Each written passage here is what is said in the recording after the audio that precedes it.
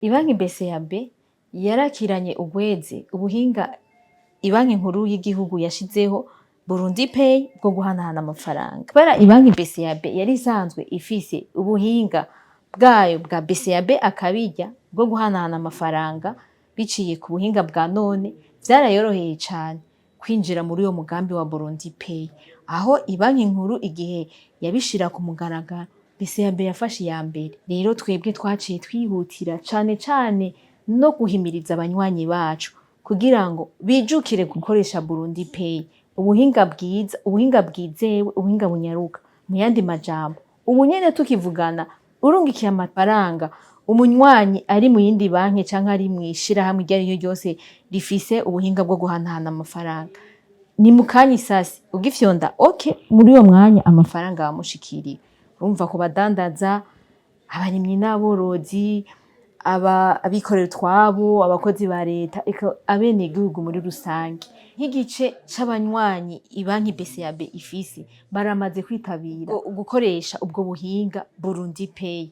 N'ubu tubandanya duhimiriza abataravyumva, abatarabitahura canke abataramenya iyo nkuru, tubahimiriza abanyaragasi bakoreshe ubwo buhinga bwa Burundi Pay, kubera twababwiye ko umaze kuba ukoresha Burundi Pay ntusubira gutakaza umwanya umurimo, kubera vyose urabikoresha itelefone yawe tuyuriyunguruza.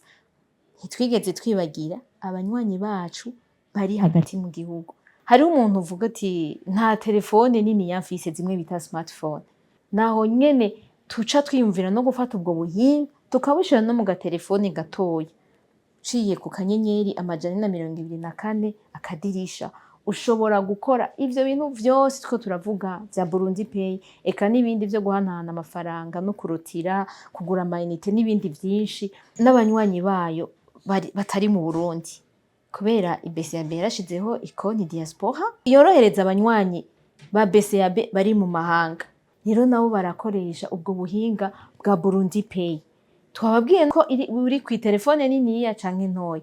Ni ukuvuga yuko uri hanze y'igihugu urashobora kurungikira amafaranga uwundi munywanyi ari mu yindi banki, canke uwundi munywanyi ari mu rindi shirahamwe, nk'uko woba uri mu Burundi nyene. Imigambi yawe ikaguma iranguka ku mwanya ku mwanya, ku munota ku munota, ataciriwe kirapfa. Be your own boss.